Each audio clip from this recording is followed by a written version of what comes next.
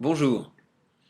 Vous arrive-t-il parfois d'être amené à prendre la parole en anglais et plus particulièrement dans un contexte professionnel?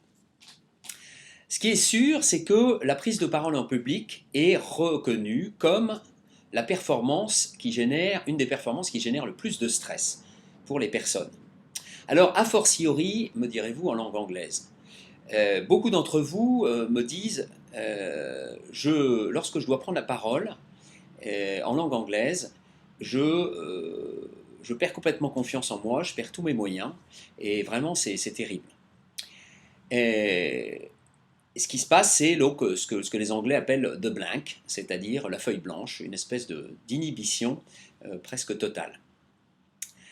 Ce que j'ai découvert au fil des années, ces dernières décennies, étant exposé moi-même à une vie aux États-Unis pendant 10 ans comme entrepreneur, ce que j'ai découvert, c'est que en fait, il s'agissait plus d'une une question de stratégie et d'état d'esprit.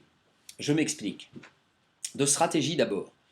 Si vous venez me voir et me montrer votre capacité à parler l'anglais et qu'on prenne une métaphore, vous allez me montrer un verre que vous allez me décrire comme à moitié vide, en me disant, ben voilà, il me manque toute cette partie-là pour pouvoir être vraiment performant dans ma communication en anglais, et donc beaucoup de travail en perspective, c'est très loin devant moi, quoi, en fait.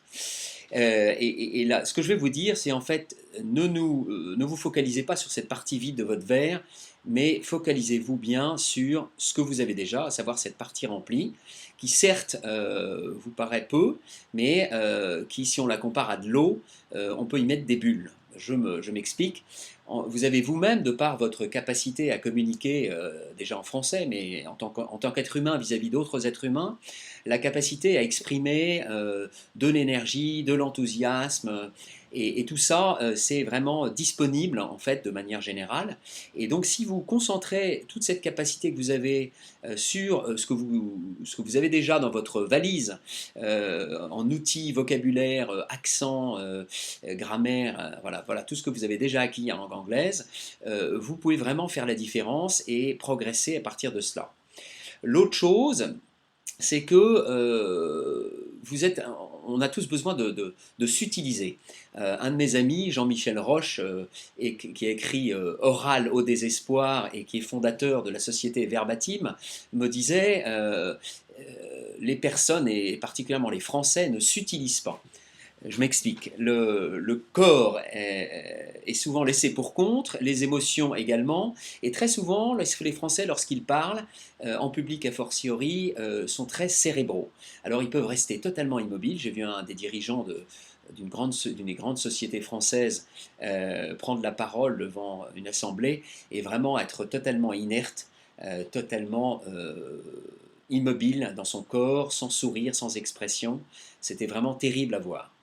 Donc, utilisez-vous, c'est-à-dire utilisez ce que vous avez, votre capital humain, qui part de votre corps, avec votre contact visuel, votre sourire, votre gestuel, bien entendu, qui vient renforcer ce que vous voulez dire, et vous utilisez aussi avec vos émotions, qui vont permettre de véhiculer, de porter ce que vous avez à donner à votre auditoire. Pensez plutôt en ce que je vais donner, plutôt que comment est-ce que les autres vont me regarder. Voilà. Donc, en résumé, regardez plutôt la partie pleine de votre verre en y mettant de l'eau et utilisez-vous complètement avec votre corps.